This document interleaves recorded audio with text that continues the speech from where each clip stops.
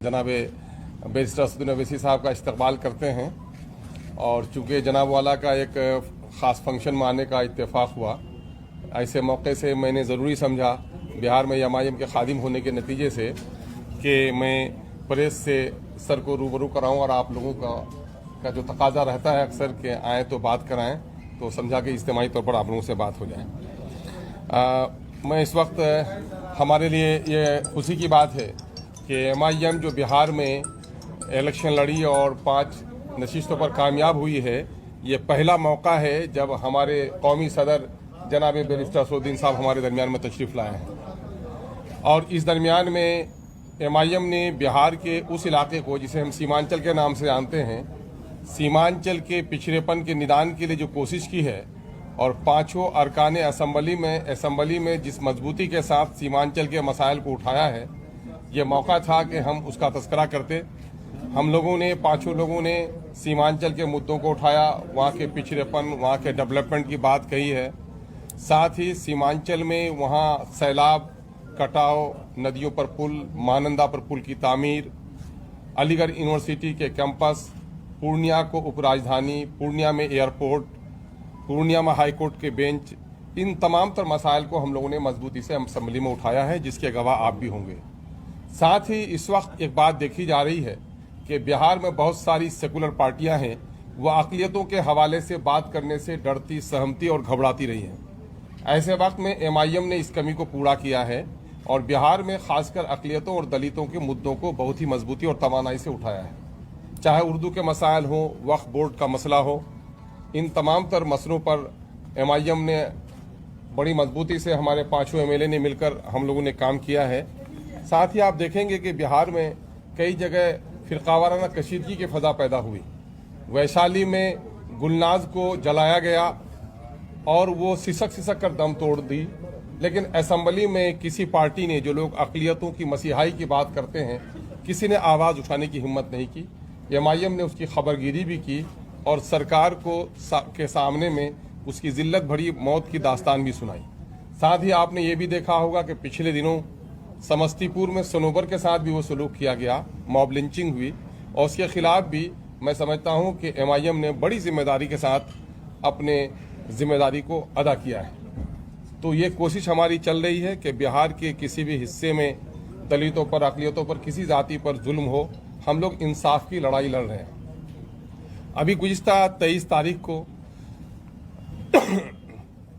जनाब वज़ीर आला के क़यादत में माननीय मुख्यमंत्री के साथ ऑल पार्टीज़ डेलीगेशन में हम लोग को जाने का इत्तेफाक हुआ और वहाँ पर पिछड़ों की अलग से गणना हो, उसकी वकालत बिहार ने पूरे देश में सबसे पहले मजबूती से की है।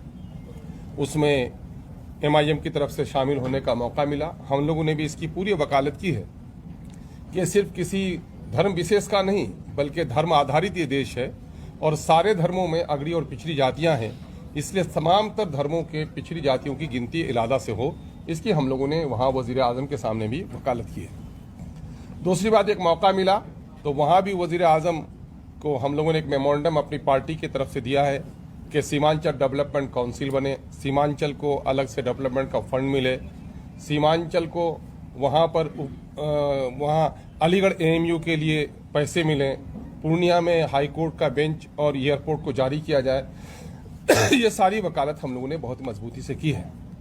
साथ ही एमआईएम के जीतने के बाद उस इलाके के सैलाब, कटाव और जो लोग विस्थापित हुए हैं, हजारों लोग वहाँ पर विस्थापित हुए हैं।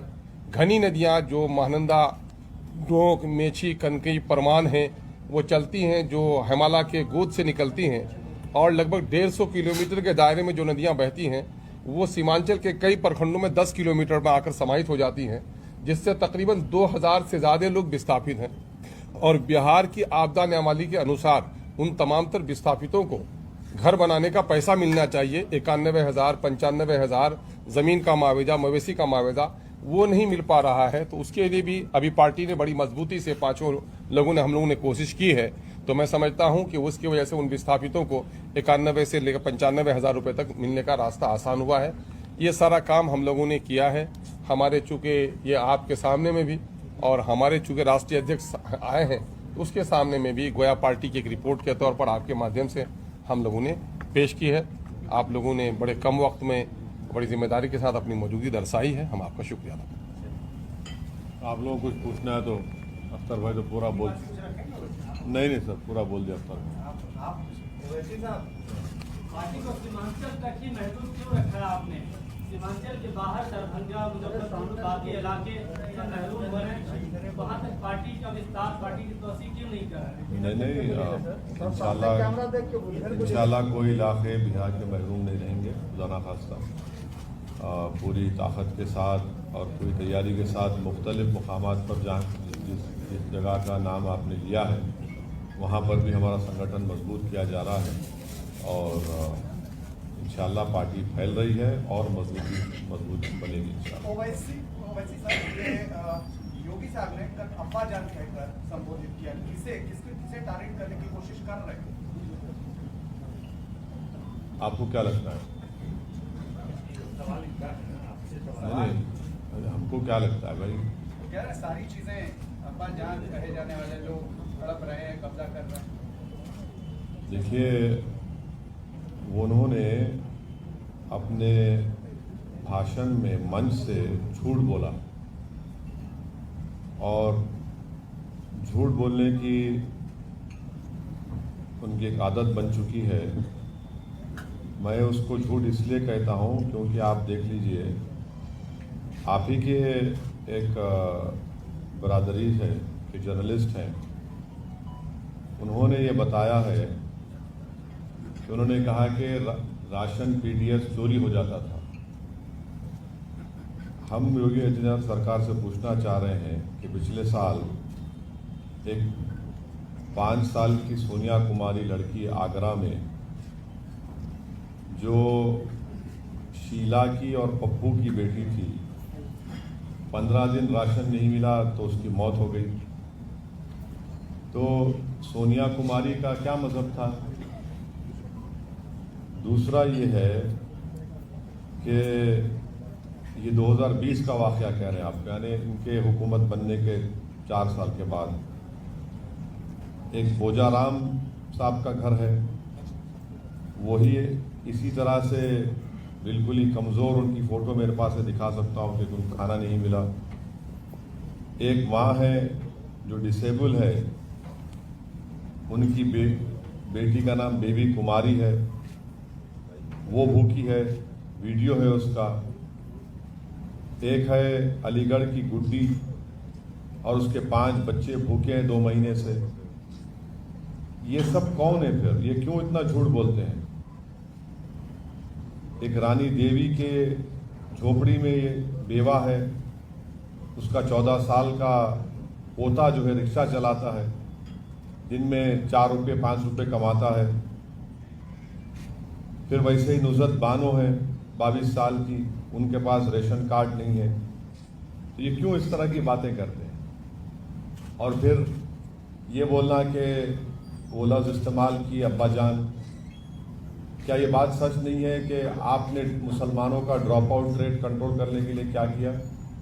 60% ड्रॉप आउट रेट है उत्तर प्रदेश मुसलमानों का, 2% ग्रेजुएट होते हैं, 3% 12th पास करते हैं। और प्रधानमंत्री ग्रामीण आवास योजना में 2017 का, मैं आपका 2017-18 की फिगर दे रहा हूँ, कितने घर दिए मुसलमानों का? आपने 10 दिए। पूरे उत्तर प्रदेश को आए कितने? 6 लाख के ऊपर। MSDP का प्रोग्राम है जिसमें 1600 करोड़ आए उत्तर प्रदेश को माइनॉरिटीज के लिए, जिसमें से आपने सिर्फ 16 करोड़ खर्चा किए। झूठ पे झूठ इनकी। तो ये झूठ है इनका। और फिर जो एनकाउंटर हुए, अगर एक आलाजाद का लड़का गलती से एनकाउंटर हो गया लखनऊ में तो पूरे पुलिस वालों को सस्पेंड कर दिया आपने। तो ये इनकी एक आदत बनी हुई है झूठ बोलने की, और ये समझते हैं कि इस तरह से बोलकर वो अपनी गिरती हुई साख को उठा पाएंगे। मगर उत्तर प्रदेश की जनता देख रही है उनको, कैसे वो देख नहीं पाए कोविड के सेकेंड वेव में, जब गंगा के ऊपर लाशें तीर रही थी ऑक्सीजन के लिए लोग तड़प तड़प कर मर गए, दवाएं और इंजेक्शन नहीं मिल रहा था, रेमडेसिविर नहीं मिल रहा था, टोसिलमिज़ोब नहीं मिल रहा था, दफनाने के लिए जलाने के लिए लकड़ी नहीं, तो नदी के किनारे लाशों को जलाए तो कुत्ते लोच कर खा रहे, वो भी दुनिया की आंखों ने देखा। तो इस पर इनकी कोई तवज्जो नहीं है। जिस तरह 17 में कब्रस्तान शमशान की बात शुरू हुई थी, अब इस तरह से दोबारा कर रहे हैं। उन्होंने कहा कि सबका साथ सबके विकास के तो मैंने आपको करते हैं। इस तरह की बात नहीं। मैंने आपको पूरा डेटा दे दिया, तो उसमें आपके दूसरे सवाल का भी जवाब है। भाजपा के एक सेकंड पश्चिमी और पूर्वी यूपी में डिफरेंशिएट करते हुए योगी आदित्यनाथ ने सोमवार को एक बयान दिया जिसमें उन्होंने कहा कि पश्चिमी यूपी में ना तो लड़कियां सुरक्षित थी ना ही भैंस और बैल। मैडम एक बात सुनिए, क्या एक सांस में आप लड़की को और भैंस को बोलेंगे? ये महिलाओं से मोहब्बत है आपकी कि एक ही सांस में मुख्यमंत्री बोलेगा कि लड़की और भैंस और बैल? इंसान को इंसान के तौर पर देखो ना आप। ये इनकी मानसिकता है, इनका माइंडसेट है, ये इनका माइंडसेट है। अब माइक छोड़िए, हमारी आवाज अच्छी है। हाँ। तो ये क्या एक ही सांस में कह रहे हैं महिला और बैल और भैंस? क्या बात है ये? एक मुख्यमंत्री रहकर आपको इस तरह की जबान इस्तेमाल करेंगे आप? ये आप लोगों की महिलाओं के लिए ये इज्जत है आपकी? बिल्कुल गलत है। हम इनके इस तरह के बयान को बिल्कुल हम कंडेम करते हैं। हरिभूषण बचौल हैं जो बीजेपी के विधायक हैं, कहाँ वो के? कहते हैं कि आप जिन्ना का दूसरा रूप कहाँ के हैं वो? बिहार के हैं, मधुबनी से हैं, इसके विधायक। अच्छा, अब वो अडवाणी जाकर क्या लिखे थे जिन्ना की खबर पे? असदुद्दीन ओवैसी का नाम लिख कर आए थे। क्या लिखे थे जिन्ना की खबर पर जाकर? पढ़ के सुनाए आपको हम। उनको, ये लोग जाहिल लोग हैं, पढ़ते नहीं है। अडवाणी ने जाकर जिन्ना की तारीफ कर दी। हम यहां पर हैं तो जिन्ना के पैगाम को रिजेक्ट किए, टू नेशन थियरी को रिजेक्ट किए, तो यहां पर है। तो इनको हर आदमी इनको वही लगता है जो माइनॉरिटी एम्पावरमेंट की बात करता है, तो इनको वही लगता है, बस वही पुराना कैसेट चलाते हैं। आपको उन्होंने कहा कि आप तालिबानी सोच के हैं और आपको अफगानिस्तान चला जाना चाहिए। आपकी पार्टी यूपी में भी चुनाव लड़ी आपने देखा था कौन, जब एयरक्राफ्ट हाईजैक हुआ था तो कौन मुल्ला उमर को लाके छोड़ा? वैसे ही लाके छोड़ा। वो नहीं, एक मिनट नहीं, वो जो कौन लेकर गया था यहाँ से टेररिस्ट को, कौन लेकर गए थे? ले जाकर प्लेन में ले जाकर तालिबान के पास ले जाकर छोड़कर आए। अच्छा, दूसरी बात, भारत की जमीन पर हमारे एम्बेसडर ने वो कौन सा उनका तालिबान का लीडर, नाम भी नहीं आ रहा, उनसे मुलाकात की, तो क्या आपने क्या कबाब खिलाया उनको? हाँ, नहीं, बिरादर नहीं है, दूसरा है वो।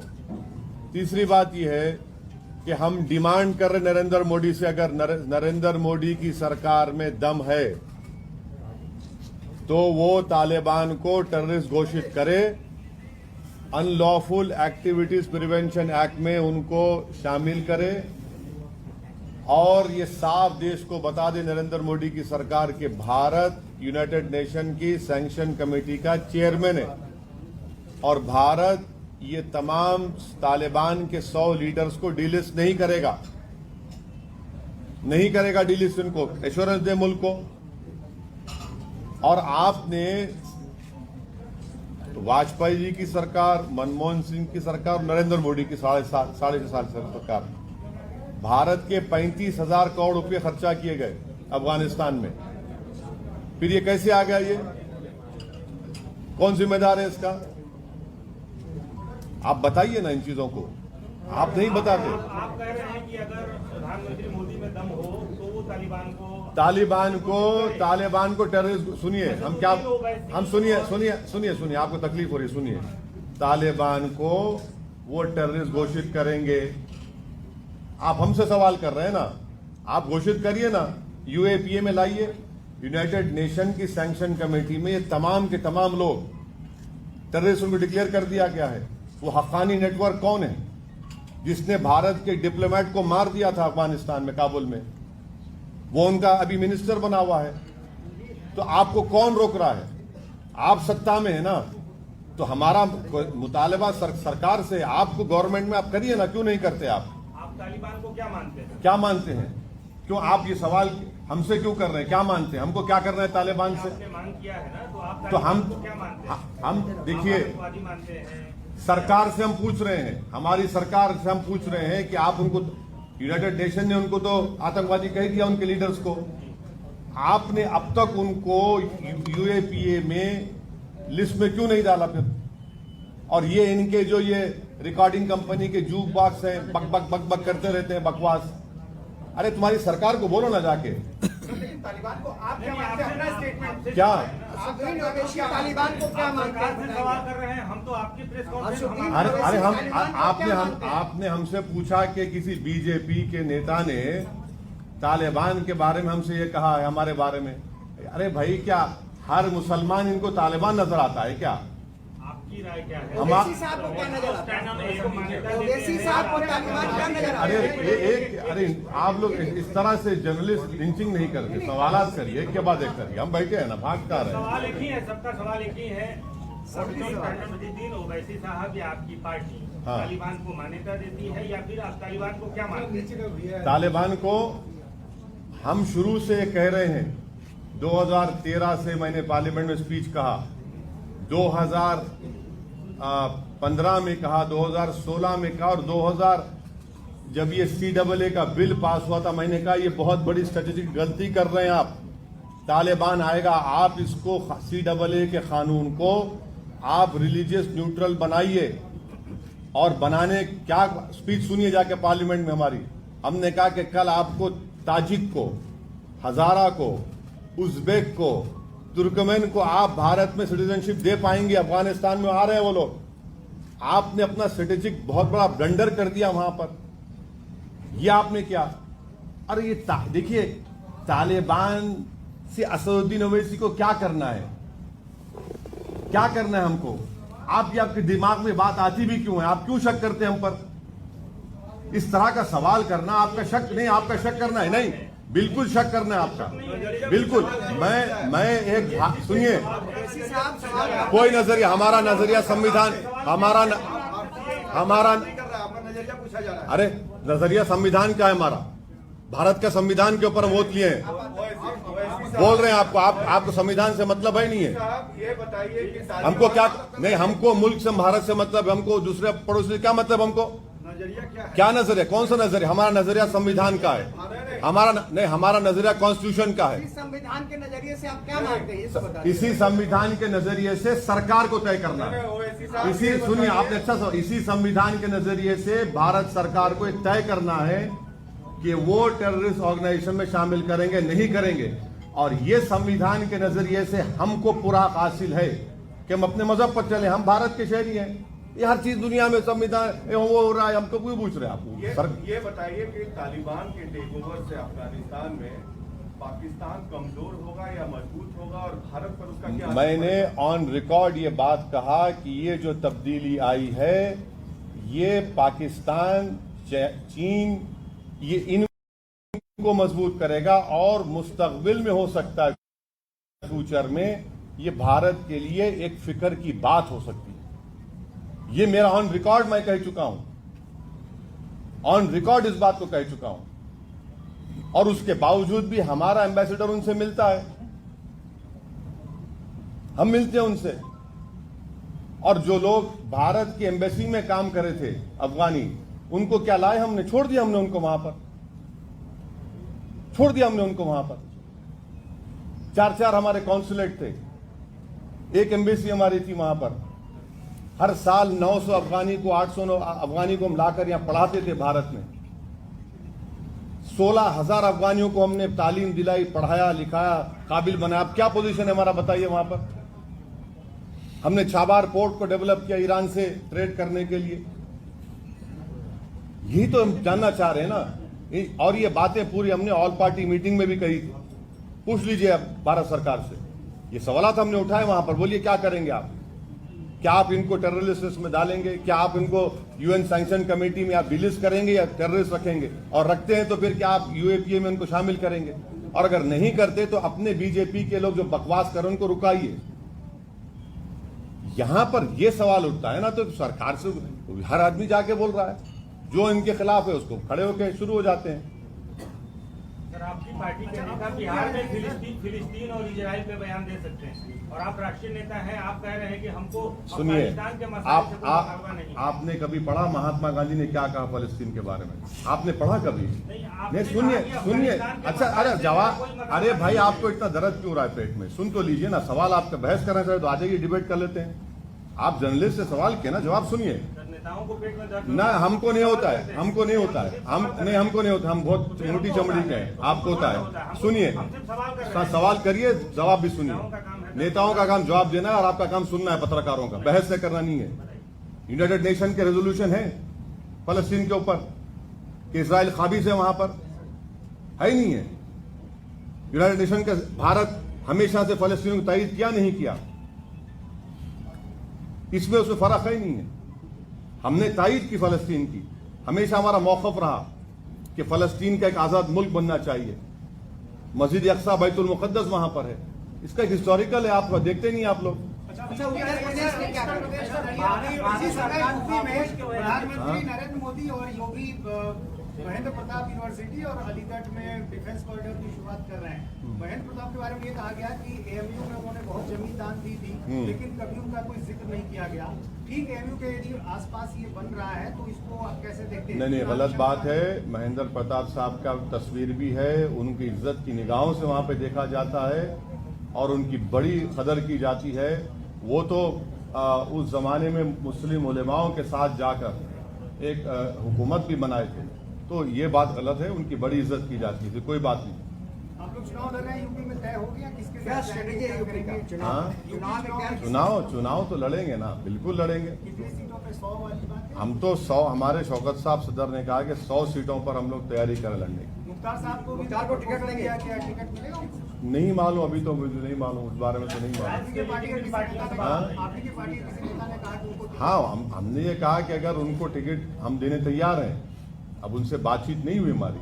टिकट देंगे? बाहुबलियों को आपकी पार्टी जगह दे रही है, ऐसा आरोप लगेगा आपके? प्रज्ञा ठाकुर दूध की दुली भी है, क्या बात है?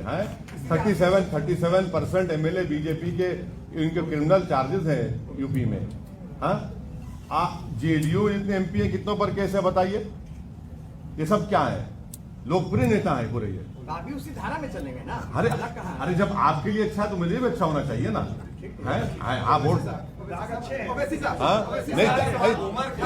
दाग आपको हमारे नजर आते ना, दूसरों के दाग आपको दूध की तरह नजर नहीं आते। आपको तो वो तो आपको दिखता है कि वो जख्म है, नजर आता है वो।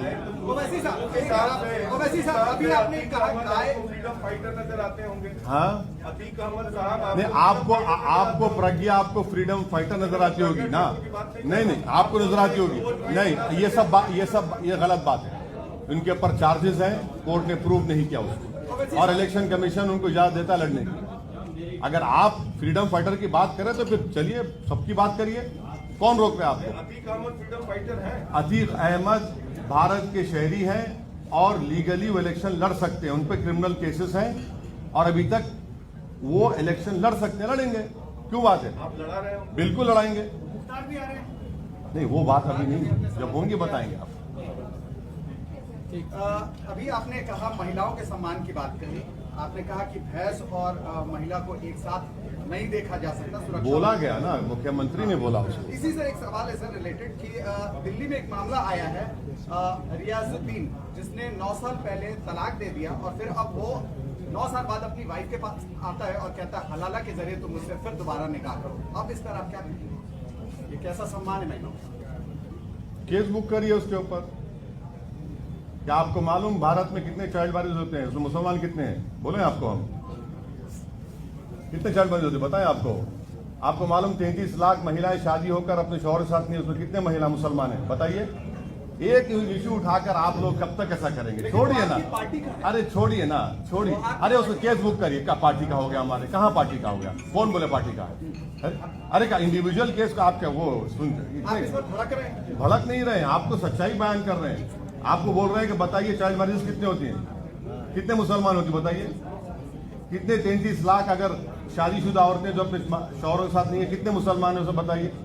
हलाला जायज, हलाला जायज है। हलाला गैर कानूनी है, हलाला गैर कानूनी है। कहाँ होता है हलाला? बताइए आप, हलाला कहाँ होता है बताइए आप, ये आपके जो बताइए कहाँ होता साहब है वो तो है? अरे होता कहाँ है बताइए, सब बेकार है। ये बता ओवैसी साहब, हाल ही में आपने एक ट्वीट किया था, कहा था कि मौका मिला तो अलायंस करेंगे किससे सपा से।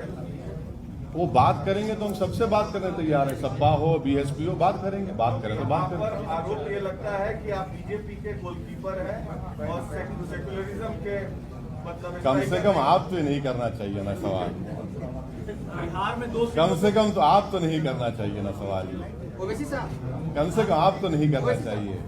यहाँ क्या हुआ? हमारी वजह से बनी। आप लोग तो चश्मदीद गवाह है ना बिहार में, हमारी वजह से बनी सरकार। पर आरोप लगता है कि अरे आप आरोप देखिए, आरोप छोड़ दीजिए, मगर आप तो यहाँ के एक जिम्मेदार जर्नलिस्ट हैं। आपने तो देखा ना सब चीज यहाँ पर, कहाँ कैसे जीती बीजेपी, यहाँ पर किसको 60 सीट मिले, कौन हार गया, ये सब चीजें। ये तो इल्जाम लगते रहता है भाई, उसको कोई फिक्र की बात। ओवैसी जी, हाल ही में आपने कहा था कि चोर दरबारी से बिहार में एनआरसी लागू करना चाहती है सरकार, ये ऐसा क्यों किया गया? देखिए, ये जो हाई कोर्ट का जो अभी जजमेंट ऑर्डर आया है, उस हाई कोर्ट के ऑर्डर में पहले तो नीतीश कुमार सरकार को उस हाई कोर्ट को जाकर बताना चाहिए था कि जिस तरह से पेश किया जा रहा है मसला, वो मसला नहीं है।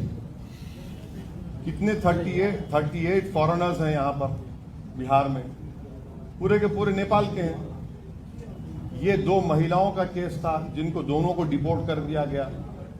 और फिर हाई कोर्ट के हम इस बात से हमको बड़ी तकलीफ हुई है कि वो सीमांचल को क्यों टारगेट कर रहे हैं।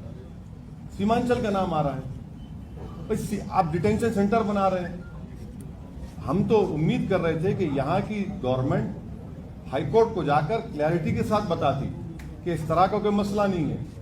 अच्छा, हाई कोर्ट ने कहा कि सीमांचल का बॉर्डर पोरस है, तो फिर सीवान कहां पर आ गया? बांग्लादेश का बॉर्डर सीवान को कहां लगता है बताइए, कहां लगता है वो? और ये जो बोलना कि हर किसी को ऑब्जेक्शन है तो बता दीजिए, हम ये इसलिए कह रहे हैं कि आसाम में जब आखिरी दिन था ऑब्जेक्शन दाखिल करने का, 3 लाख मुसलमानों के ऑब्जेक्शन दाखिल किए गए, जिसमें तो छोटे बच्चे भी थे 10 साल 8 साल के। तो इसीलिए हम कह रहे हैं कि ये सरकार को संजीदगी के साथ इसको लेना चाहिए और हाईकोर्ट को जाकर बताना चाहिए कि ये इस तरह का मसला नहीं है। हाँ, ये जरूर है कि संघ परिवार बार बार सीमांचल के बारे में इस तरह की बात करते रहता है, जो बिल्कुल झूठ है। बिहार में 2 सीटों पर उपचुनाव होने वाले, तारापुर और कुशेश्वर, वहाँ के आप चुनाव लड़ेंगे? अख्तर भाई,